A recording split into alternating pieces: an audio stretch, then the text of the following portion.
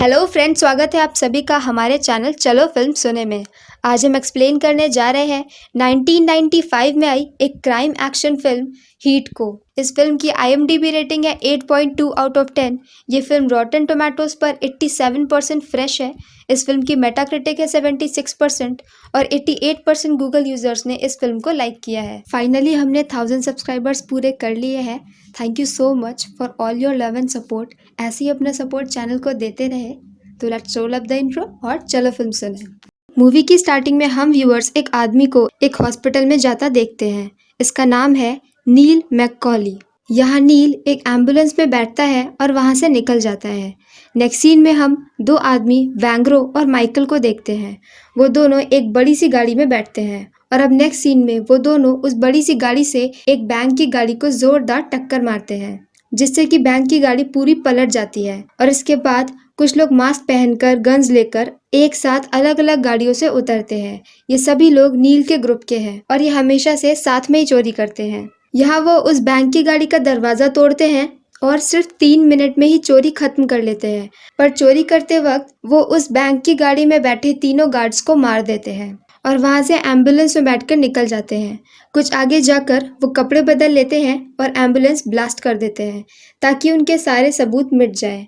और इसके बाद वो दूसरी गाड़ी से निकल जाते हैं। जब वो एम्बुलेंस लेकर निकलते हैं तभी वहाँ पर पुलिस आ जाती है और उनका पीछा करने की कोशिश करती है, पर पुलिस की गाड़ियों के टायर पंचर हो जाते हैं क्योंकि उन्होंने पहले से ही रोड पर कीलें बिछा दी थी। और इस तरीके से पुलिस की कार उनका पीछा नहीं कर पाती है और वो यहाँ से भाग जाते हैं। अब नेक्स्ट सीन में हम नील को एक आदमी के साथ देखते हैं। इसका नाम है नेट। यहाँ नील उसे वो बॉन्ड दिखाता है जो उसने रॉबरी से चुराए थे। असल में उसने बैंक की गाड़ी में से बॉन्ड चुराए थे जो कि 1.6 मिलियन के थे। यहाँ नेट उसे एक आइडिया देता है कि ये बॉन्ड वैन जैंट नाम के एक आदमी के हैं, पर यह बात हर किसी को नहीं पता है और वैन अपना सारा पैसा इंश्योरेंस क्लेम करके ले लेगा।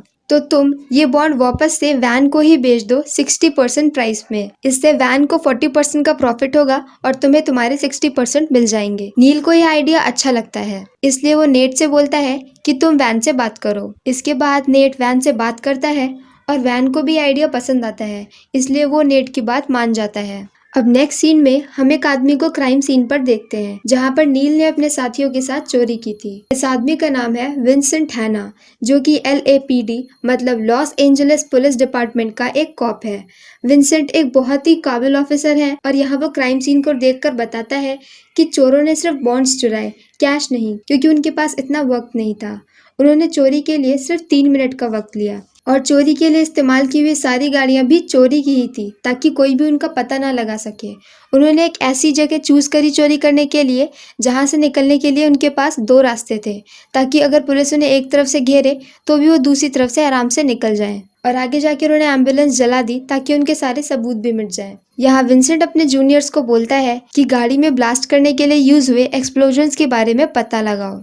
इसके बाद सीन शिफ्ट होता है और हम एक रेस्टोरेंट को देखते हैं जहां पर नील अपनी पूरी टीम के साथ बैठा होता है। यहाँ वो वैंग्रो को मारता है क्योंकि जब वो रॉबरी कर रहे थे तब वैंग्रो ने जानबूझकर एक गार्ड को मार दिया था और कोई आई विटनेस ना छोड़ना पड़े, इसलिए उन्हें मजबूरी में बाकी के 2 गार्ड्स को भी मारना पड़ा था। यहाँ नील को इतना गुस्सा आता है कि वो वैंग्रो को मार देगा ऐसा डिसाइड करता है और वो उसे रेस्टोरेंट से बाहर लेकर आते हैं। पर इससे पहले कि वो वैंग्रो को शूट करे, वहां पर पुलिस की कार आ जाती है जिसकी वजह से उन्हें छिपना पड़ता है और मौका देखकर वैंग्रो भाग जाता है। नेक्स्ट सीन में हम विंसेंट को देखते हैं जो कि एक दूसरे कॉप से बात कर रहा होता है।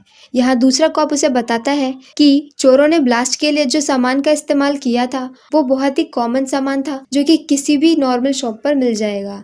इस बात से विंसेंट को बहुत गुस्सा आता है क्योंकि अभी तक उसे कोई भी सबूत नहीं मिला होता है। अब नेक्स्ट सीन में हम नील को देखते हैं जो कि एक रेस्टोरेंट में बैठा होता है। यहाँ वो एक लड़की से मिलता है। शुरुआत में नील उससे बात नहीं करना चाहता, इसलिए उससे बहुत ही रूडली रिप्लाई देता है, पर थोड़ी देर बाद नील को अपनी गलती का एहसास होता है और वो उससे बात करना शुरू कर देता है।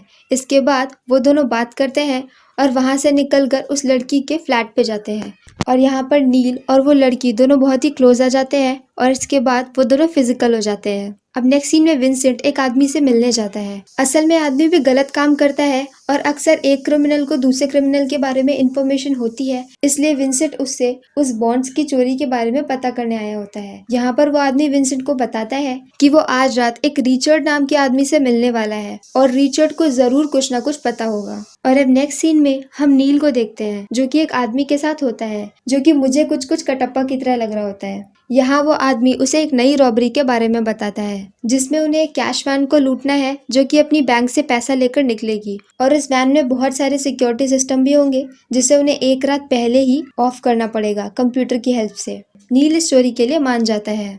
इसके बाद नील नेट से मिलने जाता है।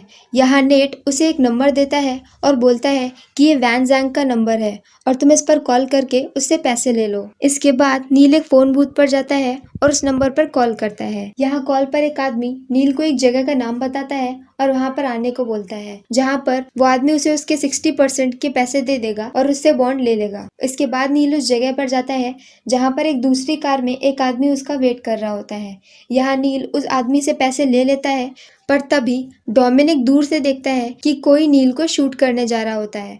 असल में नील अकेले नहीं आया होता है, वो डोमिनिक को भी लेकर आया होता है, पर डोमिनिक उससे कुछ दूर गन लेकर उसे कवर कर रहा होता है क्योंकि उन्हें पहले से पता होता है कि वो जो काम कर रहे हैं उसमें बहुत सारे खतरे हैं। यहाँ नील उस आदमी की गन से तो बच जाता है, पर इसके बाद यहाँ पर फायरिंग स्टार्ट हो जाती है और नील उन दोनों को मार देता है। इसके बाद नील को बहुत गुस्सा आता है और वो एक फोन बूथ से वैन को कॉल करता है और वो वैन को धमकी देता है कि बॉन्ड्स के बारे में तो अब तुम भूल ही जाओ और अब मैं तुम्हें मार दूंगा। और इस बात से वैन घबरा जाता है। अब नेक्स्ट सीन में हम विंसेंट को एक क्लब में देखते हैं। यहाँ वो रिचर्ड से मिलने आया होता है। यहाँ पर रिचर्ड उसे बताता है कि वो एक आदमी को जानता है जो कि कुछ वक्त पहले जेल में था। इस आदमी का नाम है माइकल और माइकल नील की टीम का एक मेंबर है। और फाइनली यहाँ पे विंसेंट को उसका पहला क्लू मिलता है और उसे टीम के एक मेंबर का नाम पता चल जाता है। इसके बाद विंसेंट माइकल की पूरी कुंडली निकलवा लेता है और माइकल पर नजर रखनी शुरू कर देता है। अब नेक्स्ट सीन में हम वैंग्रो को देखते हैं जो कि एक लड़की के साथ होता है। यहाँ वो जाते हुए उस लड़की को मार देता है। इसके बाद हम विंसेंट को एक क्राइम सीन पे देखते हैं जहाँ पर एक लड़की की लाश होती है, पर यह लड़की वो लड़की नहीं होती जिसे वैंग्रो ने मारा होता है, पर इसकी भी मौत बिल्कुल वैसे ही हुई होती है जैसे कि उसने दूसरी लड़की को मारा था।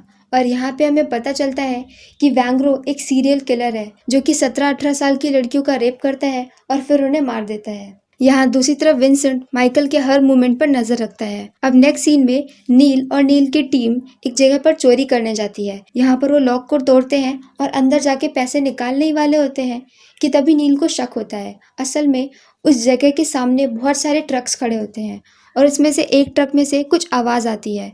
इस बात से नील को शक होता है। ट्रक के अंदर पुलिस वाले बैठे होते हैं जिन्होंने कैमरा से उन सब पर नजर रखी होती है और यहाँ पर जो आवाज आती है ये उन्हीं में से एक पुलिस ऑफिसर के गिरने पर आती है। इस बात से नील को शक हो जाता है और उसे लगता है कि यहाँ पर जरूर कोई हम पर नजर रख रहा है, इसलिए वो चोरी करने से सबको रोक देता है और वो वहां से निकलने लगते हैं।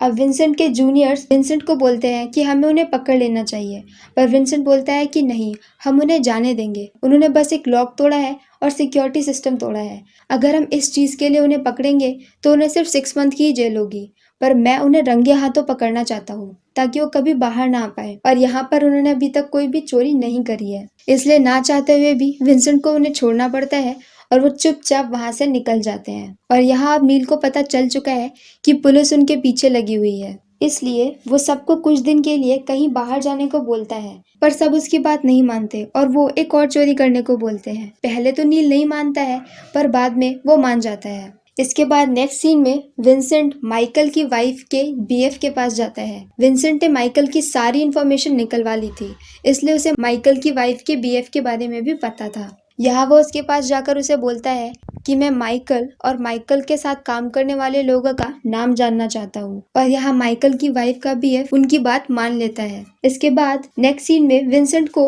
उनकी सारी टीम का नाम पता चल जाता है और वो अपनी टीम के साथ उन पर नजर रखने लगता है। अब नेक्स्ट सीन में विंसेंट नील की कार का पीछा करता है और उसे एक जगह पर रोक देता है। यहाँ वो उससे कॉफी के लिए पूछता है और नील भी कॉफी के लिए हाँ कर देता है। इसके बाद वो दोनों कॉफी पी रहे होते हैं और विंसेंट उससे बहुत ही इधर उधर की बातें करता है। मतलब विंसेंट अपनी वाइफ के बारे में उससे बात करता है, अपनी फैमिली के बारे में बात करता है और नील भी उससे ऐसी ही बातें करता है। इसके बाद सीन शिफ्ट होता है विंसेंट के कंट्रोल रूम में, जहाँ विंसेंट आके बोलता है कि क्या तुम्हें पता लगा कि नील के बाकी सारे साथी कहाँ पर हैं? असल में ये सब विंसेंट का प्लान था। विंसेंट को अच्छे से पता था कि नील उन सब का हेड है और नील ही वो इंसान है जिसने पिछली बार चोरी रुकवा दी थी, क्योंकि उसे पता चल गया था कि कोई उन पर नजर रख रहा है। इसलिए उसने नील को बिजी रखा ताकि उसके बाकी सारे ऑफिसर्स नील के साथियों को ट्रेस कर पाए। पर यहाँ पर विंसेंट को पता चलता है कि वो सब इस काम में फेल हो गए हैं और अब उनमें से किसी को भी नहीं पता कि नील और नील के साथी कहाँ पे हैं।